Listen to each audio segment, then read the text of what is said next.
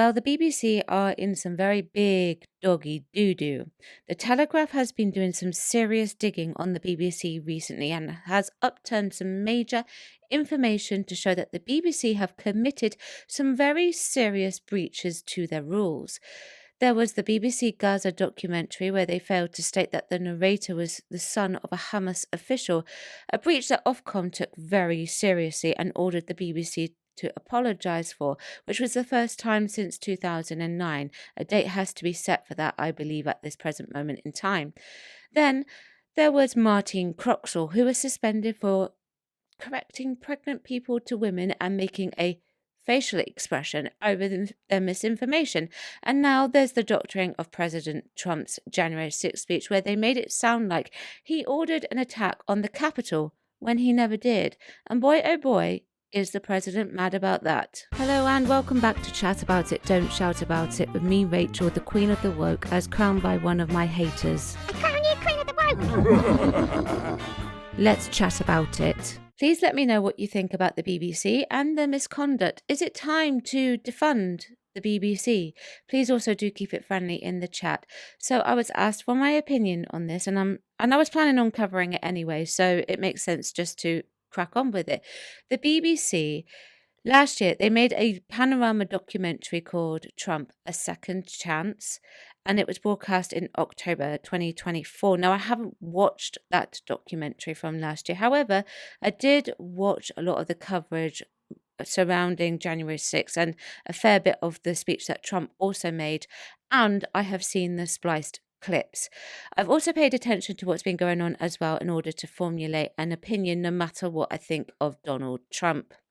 I will say, especially with everything else, that this is serious.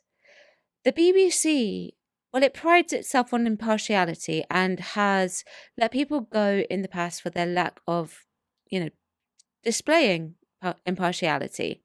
But it's also been known to sweep things under the rug and then later get caught. This is one of those situations where they've perhaps changed something or misled something and, well, they got caught. So let me show you this clip. We're going to walk down to the Capitol, and I'll be there with you. And we fight. We fight like hell. We're going to walk. Right, so that was the panorama edit that I just showed you. And this is the original clip. Down to the Capitol, and we're going to cheer on our brave senators and congressmen and women. That what panorama showed you was two different parts of the speech. One at one point in the speech and one that was much later, and then they smooshed it together. That's what they showed you. So, you see, that's the power of editing. So you can infer that something else happened rather than telling the truth. And this appears to be what is going on here. And when you do things like this, it makes you think that, well, what else has the BBC reported in the past that has been factually incorrect in a documentary or in a newsread? Martin Croxall, pregnant people, women, for example. It throws shade over everything else that they do. What's more is that the BBC is supposed to be speaking for the people of Britain. We are made to pay for this. Well, made, I know some people don't, but when other companies have their sponsors to answer to, the BBC does not have the right, in my opinion, to use our money to provide us with false information. And I say that as someone who would have loved to have gone and done an acting credit for the BBC. I never will at this rate, given this channel and what's going on with them at the moment, be able to work for them when they are like this. It gets worse though. This revelation prompted resignations from Tim Davie, who was the Director General of the BBC, and Deborah Turness, who is the CEO of the news section. They resigned. It prompted them to resign. They are resigning because they let this go ahead, or most likely because they had to take the fall. Now, I've got some little clips from The Guardian. All articles and sites are linked below for the main part of this video. Tim Davie resigns as BBC Director General after accusations of serious and systemic bias in coverage. Okay, so what that means is that this has happened before, more than once, and we know that. And it's not just the stories I have mentioned, there are plenty more where this has occurred. In an announcement that caused shock with the corporation, Davies said his departure was entirely my decision and it comes as the BBC prepares to apologise for the way it edited a Trump speech. Deborah Turness, the head of BBC News, has also resigned. Sources within that department described a mood of dismay at Turness's exit. It feels like a coup, one said. This is the result of a campaign by political enemies of the BBC. No, it's not. If your company that constantly bleats on about impartiality breaks the rules, then the responsibility must be taken. A company that can't hold bias has to be seen to be neutral, but it appears that it's not at the moment. Now, Trump did go on to say this on his Truth Social website. And this is still from The Guardian, by the way. Trump posted on his Truth Social platform that very dishonest people had tried to step on the scales of a presidential election, adding, on top of everything else, they are from a foreign country, one that many consider our number one ally. What a terrible thing for democracy. He hits the nail on the head right there. Okay, there are a lot of people who do not like this president. I have heard many people claim that he is a very dangerous man. Our country and the USA are considered friends, but what that Panorama documentary potentially have done is painted, well, they have painted a very false picture, but it's opening us up for a discourse that we could potentially avoid had it not been done in the first place, but also it may sever ties that we do not want severed. And I think that this is part of the reason why Tim Davie has correctly stepped down. Now, Tim Davie said this, like all public organisations, the BBC is not perfect and we must always be open, transparent and accountable, he said. While not being the only reason the current debate around BBC News has understandably contributed to my decision, overall the BBC is delivering well, but there have been some mistakes made, and as a Director General, I have to take the ultimate responsibility. So, with that, he is gone. Trump is angry, and rightfully so. He has now threatened to sue the BBC for $1 billion. Wow. This is from Politico EU, and I will also link this as well so that you've got it. And they also have a copy of the notification of possible legal action from Trump's legal team against the BBC too. And I will be sure to try and link that for you as well. This information that I've got for you right now is correct at the time of recording.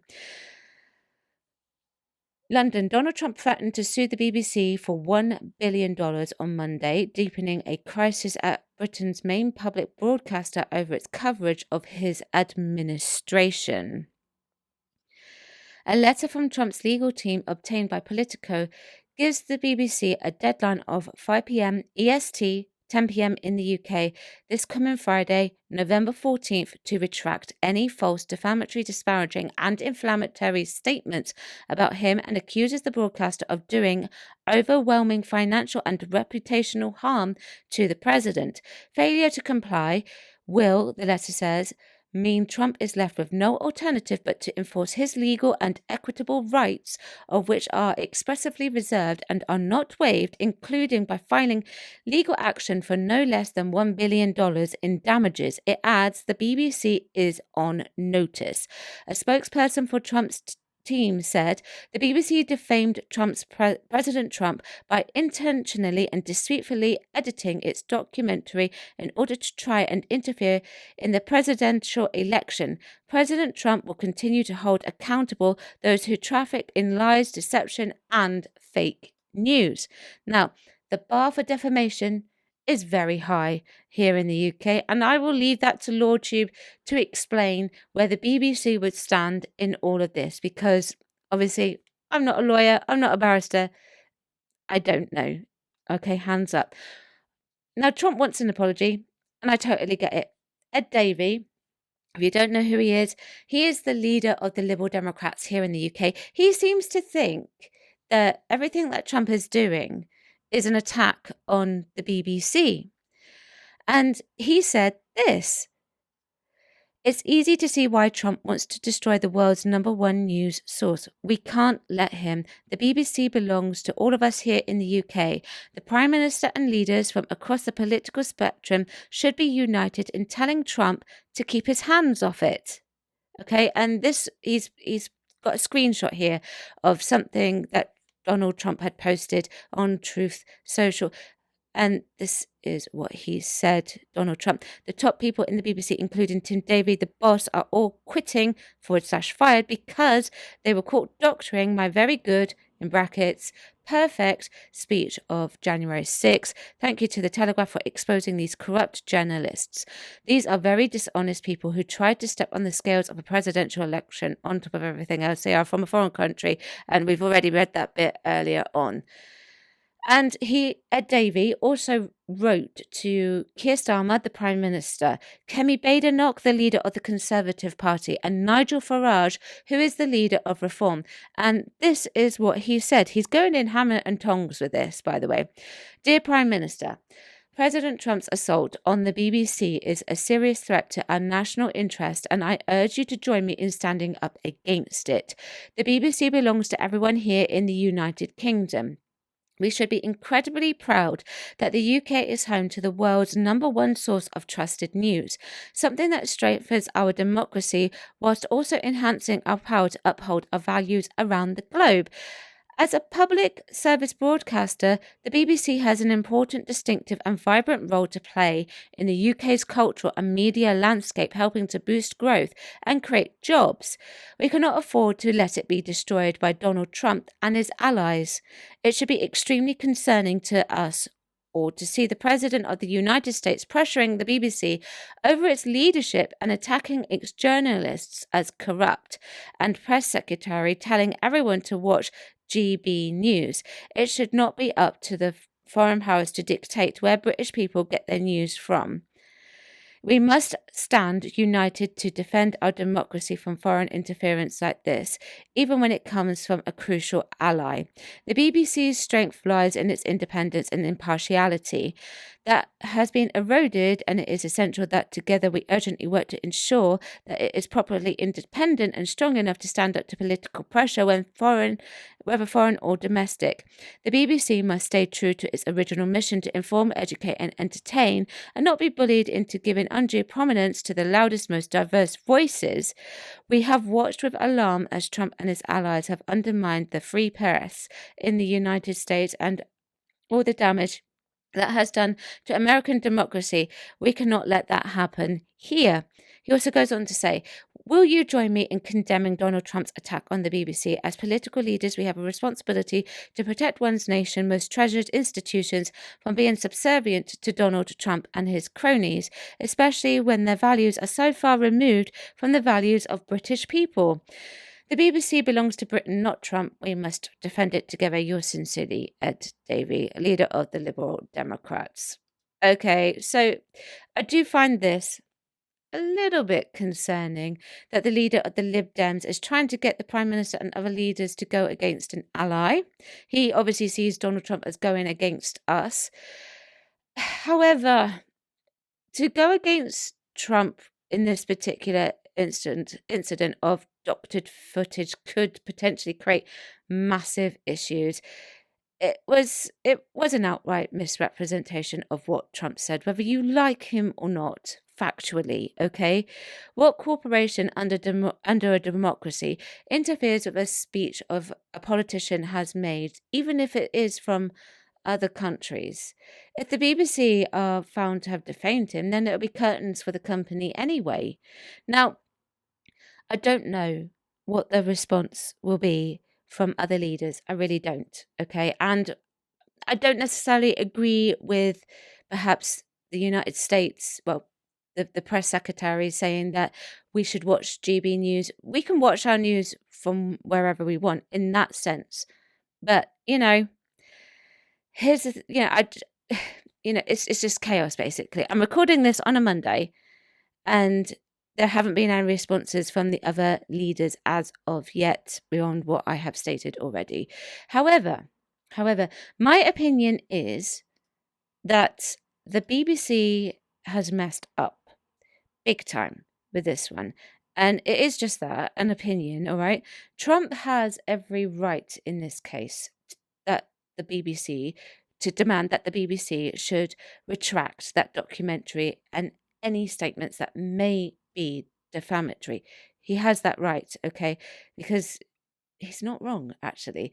The BBC prides itself on impartiality, and in a way, Ed Davey is kind of right. It does need to be strong, okay?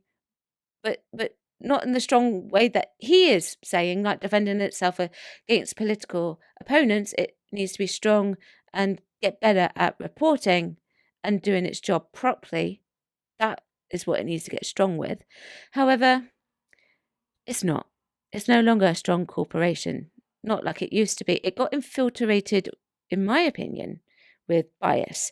We have seen what has happened to our favourite shows. We have seen the outcome over the last several years with biased incidences. We've seen them cover things up. We've seen all sorts of things happening at the BBC.